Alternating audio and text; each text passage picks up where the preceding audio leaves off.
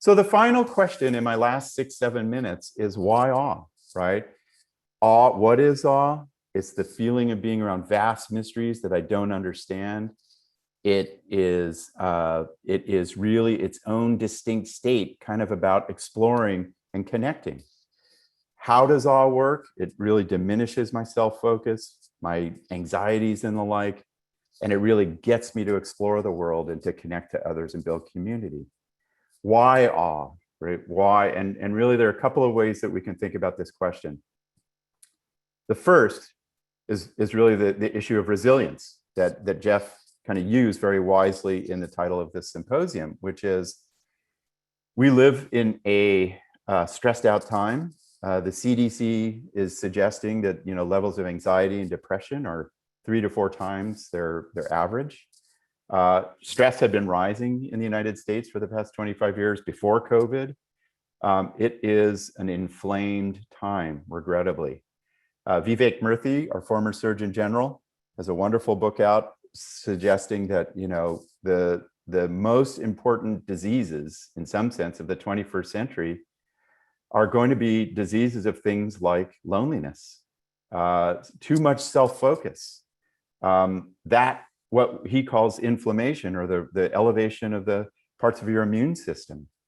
So our first answer to the question of why awe is, as you will sense in to the 2 days proceedings, awe is an antidote. It's a way to change these stresses and malaises of the 21st century.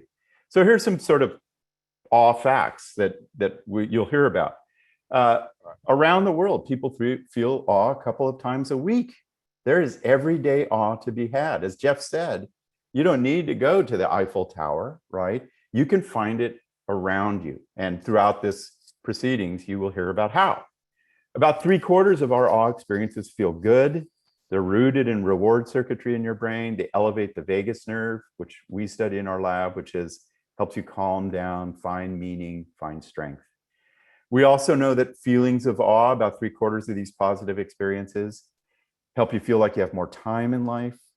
It reduces inflammation in your immune system. It makes you more open to people, more collaborative. You don't polarize as much. You don't see those people on the other political side as your adversaries.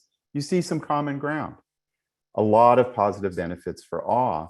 And what you'll hear about is all the ways in which little doses of awe can help us with the stresses of life. We just published a paper led by Yang Bai and involving some of the presenters you'll hear from today. We just had people find a little dose of awe without paying a dime, without emitting carbon into the atmosphere. One of them was they just climbed up to this tower on the Berkeley campus and got a beautiful view of the Bay Area, 220 feet in the high in the sky.